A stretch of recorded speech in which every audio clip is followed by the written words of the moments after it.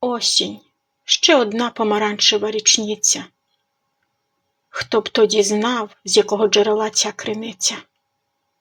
Я особисто двічі стрибав на Майдані, так, шановні панове та пані, за що розплачуюсь кривавими сльозами. Підло розірвати з рідними стосунки, зрада вищого гатунку, заробляли почастунки.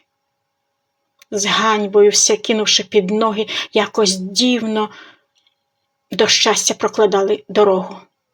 Сором. Ні відірвати очей від підлоги. У бурхливій річці круті небезпечні пороги, осліпнувши владу, віддали тим, у кого копита та роги. Небу кинули виклик. Воно тягло з відповіддю немало років, але не отямилися, робили один за одним жахливі кроки. Усього зруйнувавши, споплюжили, зріклися старого, і ось спадкоємці Шевченка та Богдана Ступки, заручники маніакальної кривавої криворогої купки. Фанатично долають до м'ясорубки одну за одною приступки.